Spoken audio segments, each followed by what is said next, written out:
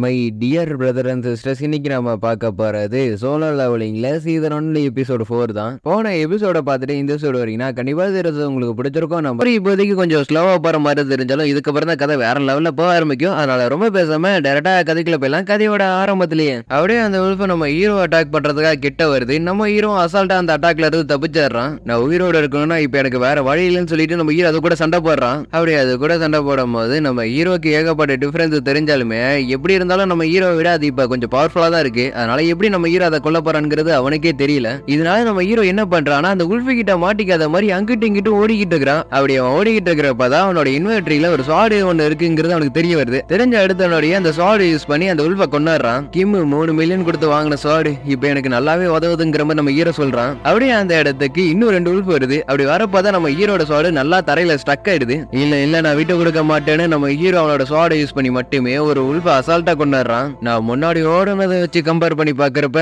இது ஒண்ணு எனக்கு பெருசா தெரியல. அதுக்கப்புறம் நம்ம ஹீரோ ஓரமாக்கு வந்து அவனோட சேடத்தை செக் பண்ணி பாக்குறான். அதுல அவன் லெவல் 2 வந்திருக்கான்ங்கிற மாதிரி அதுல போட்டிருக்கு. அது நம்ம ஹீரோ இப்போ ஒரு 2 உல்ஃபை கொண்டு இருப்பால, அதனால இப்ப அவனுக்கு ஒரு 5 பாயிண்ட் கிடைக்குது. அந்த ஒரு 5 பாயிண்ட்டுமே எல்லாத்துக்குமே ஈவனா கொடுத்துறான். ஏன்னா ஒவ்வொரு பாயிண்ட்லயும் ஏகப்பட்ட டிஃபரன்ஸ் இருக்குங்கிறத நம்ம ஹீரோ இப்பதான் புரிஞ்சுக்கிறான். இதுல வேற நம்ம ஹீரோ 32 பாயிண்ட்டுக்கு ஸ்ட்ரென்த் வேற கொடுத்து வச்சிருக்கானா. அதனால நம்ம ஹீரோ எவ்வளவு ஸ்ட்ராங்கா இருக்கானுங்கிறது அவனுக்கே தெரியல. இங்க இருக்கிறது எல்லாத்தையும் நான் கொண்டனா கண்டிப்பா நான் ஸ்ட்ராங் ஆக முடியும்னு நான் நினைக்கிறேன். அதோட நம்ம ஹீரோ அந்த 2 உல்ஃபை கொண்டதுக்காக நம்ம ஹீரோக்கு 2-3 ரிவார்டு கிடைக்குது. அது நம்ம ஹீரோக்கு ஸ்டோருங்கிற இன்னொரு டேப் ஓபன் ஆகுது. அதை பார்த்து நம்ம ஹீரோ அவனுக்கு இப்ப கிடைச்சதை சேல் பண்ணவும் அவனுக்கு இன்ஸ்டன்டா 20 கோல்டு காயின் கிடைக்குது. எனது 20 கோல்டா, இது எவ்வளவுங்கிறது எனக்கே சரியா தெரியலையே. இதுல வேற என்கிட்ட நேரமும் இல்ல, சாப்பிடறதுக்கு சாப்பாடும் இல்ல. இப்படி இருக்கிறப்ப நான் எப்படி அந்த பாசப்படுத்தல போறேங்கிற நம்ம ஹீரோ நினைக்கிறான். இருந்தாலும் இப்ப நம்ம ஹீரோக்கு வேற வழி இல்ல. பாசப்படுத்தல் மட்டும் தான் இந்த டஞ்சனை கிளியர் ஆகும். அப்படியே அதே நேரத்துல அந்த இடத்துக்கு 1 இல்ல 2 இல்ல ஏகப்பட்ட உல்ஃப் நம்ம ஹீரோ கொல்றதுக்காக வந்திருக்குங்க. இங்க நம்ம ஹீரோவும் பயப்படக்கூடாதுன்னு சொல்லிக்கிட்டு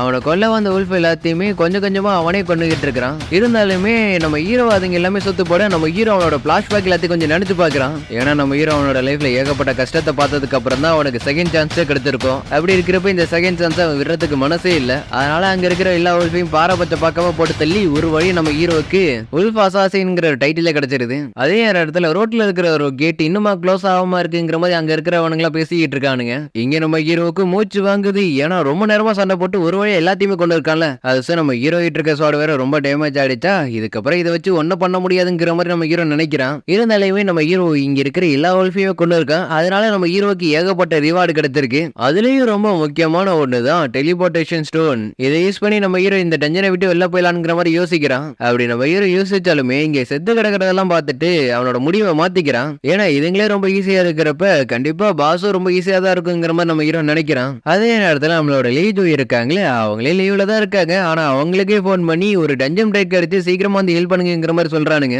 இவங்களும் முடியாதுங்கிற மாதிரி சொல்ல வந்தாலும் நம்ம ஹீரோ பண்ண ட்ரைனிங் எல்லாத்தையும் கொஞ்சம் நினைச்சு பாக்குறாங்க. இங்க நம்ம ஹீரோ அவனால முடிஞ்ச அளவுக்கு இங்க இருக்கிற மேஜிக்கல் பிஸ்ட் எல்லாத்தையுமே கொண்டுகிட்டு இருக்கான். இதுங்களோட கலர் வச்சுதான் எவ்வளவு ஸ்ட்ராங்கா இருக்குங்கிறத என்னால கண்டுபிடிக்க முடியுது. ஒயிட் கலர் வந்து ரொம்ப பயவனமானதுங்க. ஆரஞ்சு கலர் வந்து எனக்கு ஈக்குவல் ஆனதுங்க. அதுலயும் ரெட் கலர் வந்து நினைச்சு பார்க்க முடியாத அளவுக்கு ரொம்ப ஸ்ட்ராங்கா இருக்கும். ஆனா இப்ப நம்ம ஹீரோவுக்கு ஆரம்பத்துல ரெட் கலர்ல இருந்த உல்ஃப் எல்லாமே இப்ப ஒயிட் கலர்ல மாறிடுச்சுங்க. அது நம்ம ஹீரோ டஞ்சன் பாஸ் எங்க இருக்குங்கிற மாதிரி தேடிக்கிட்டு இருக்கிறான். அப்படி தேடிக்கிட்டு இருக்கிறப்பதான் ஒரு இடத்துல இருக்குங்கிற மாதிரி அவனுக்கே கொஞ்சம் பேடஸான ஃபீலிங் வருது. எனக்கு இப்போதைக்கு இருக்கிற ஒரு பெரிய கவலையே இந்த ஸ்வாட் எவ்வளவு நேரம் தாக்கு பிடிக்குங்கிறது எனக்கு தெரியல. ஏன்னா எப்ப வேணா அந்த ஸ்வாட் சுக்குநூறா உடஞ்சு போகலாம். அப்படியே நம்ம ஹீரோ படிக்கிட்டு வழியா கீழே இறங்கி வந்து அங்க சுத்தி முத்திலாம் பாக்குறான். என்ன இந்த இடம் ரொம்ப வித்தியாசமா இருக்கு, நான் பார்த்த இடமே இது கிடையாதுங்கிற மாதிரி நம்ம ஹீரோ நினைக்கிறான். அப்படியே அடுத்த நொடியே நம்ம ஹீரோவை வந்து எதுவும் அட்டாக் பண்ணுது. அப்படி அட்டாக் பண்ணதுல நம்ம ஹீரோட ஸ்வாட் உடஞ்சிருது. நான் இதை கொஞ்சம் கூட எதிர்பார்க்கல. என்னது இது ஆரஞ்சு கலர்ல இருக்குங்கிற மாதிரி நம்ம ஹீரோ ஆச்சரியப்படுறான். ஏன்னா இருக்கிற சைஸ் வச்சு பாக்குறப்ப இது ரெட் கலர்ல இருந்திருக்கணும். ஆனா இப்ப ஆரஞ்சு கலர்ல இருக்கிறத வச்சு பாக்குறப்ப நம்ம ஹீரோ முன்னாடி கொஞ்சம் ஸ்ட்ராங் ஆயிட்டான்ங்கிறது இதுலயே தெரிய வருது.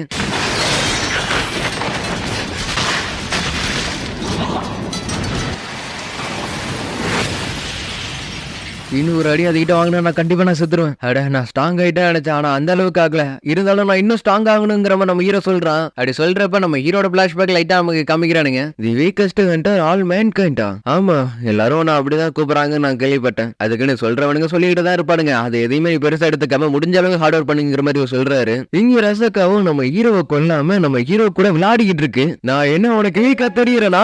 நீங்க ரொம்ப ஸ்ட்ராங்கா இருந்தீங்கன்னா எல்லா சிச்சுவேஷன்லயும் உங்களுக்கு கொஞ்சம் அட்வான்டேஜ் இருக்கும். அதுவே நீங்க ரொம்ப வீக்கா இருந்து மத்தவங்க உங்களோட பவர்ஃபுல்லா இருந்தாங்கன்னா நீங்க பயத்துல கடைசி வரைக்கும் நடுங்கிட்டு தான் இருந்தாகணும். உனக்குள்ள ஏகப்பட்ட திறமை இருக்கலாம், ஆனா நீ ரொம்ப வீக்கா இருந்தீனா எல்லாரும் உனக்கு ஏளனமா தான் பாப்பானுங்க. ரொம்ப ஸ்ட்ராங்கான ஆப்பானண்ட கூட சண்டை போடணும்னா நானும் ரொம்ப ஸ்ட்ராங் ஆகணும் அப்படின்னு நம்ம ஹீரோ சொல்றான். ரசக்காக நம்ம ஹீரோ தூக்கி அடிச்சிருது. நான் இன்னும் ரொம்ப ஸ்ட்ராங் ஆகணும் அப்படின்னு நம்ம ஹீரோ சொல்றான். அதுவும் நம்ம ஹீரோ அட்டாக் வர்றதா கிட்ட வருது. ஹீரோனோட ஸ்வாட வச்சு அதோட ஸ்கேல கிழிக்கிறதுக்கு ட்ரை பண்றான், ஆனா அது முடியல. சோ அதனால அதோட வீக் பாயிண்ட் எங்க இருக்குங்கிற மாதிரி நம்ம ஹீரோ தேடி பாக்குறான். இல்ல நான் இன்னும் ரொம்ப ஸ்ட்ராங் ஆகணும்னு சொல்லிட்டு நம்ம ஹீரோ அதோட ரசக்கோட ஸ்கின்ல வெறுங்கையாலேயே உடைக்கிறான். அப்படி உடைக்கும் போது அந்த ரசக்காவும் வழியில ரொம்ப துடிக்குது. இருந்தாலும் நம்ம ஹீரோ விடாம அவனோட வெறுங்கையாலே அந்த ரசக்காவை கொன்னுறான். அப்படி கொன்னதுனால நம்ம ஹீரோ இப்ப லெவல் அப் ஆயிடுறான். ஒரு வழியா நான் இப்ப கொஞ்சம் ஸ்ட்ராங் ஆயிட்டேன்னு நினைக்கிறேன். அப்படியே நம்ம ஹீரோக்கு கசாக்காவை கொன்னதுக்காக நோட்டிபிகேஷன் வருது. அது நம்ம ஹீரோக்கு சில பல ரிவார்டும் கிடைக்குது. அதுலயே முக்கியமா கசாக்காவோட பாலில செஞ்ச டாகர். என்னடா ரிவார்ட்ல பாயாசம் மாதிரி பாய்சன் கொடுத்து வச்சிருக்கீங்க. அப்படியே அடுத்த நொடியே நம்ம ஹீரோட டஞ்சன் இருக்குல்ல, அது இன்ஸ்டன்டா அதோட பழைய ஸ்டேட்டுக்கு மாறிடுது. அப்படியே நம்ம ஹீரோ அந்த சிவஸ்டன் ஆயிட்டு வெள்ளாந்து பாக்குறான். என்ன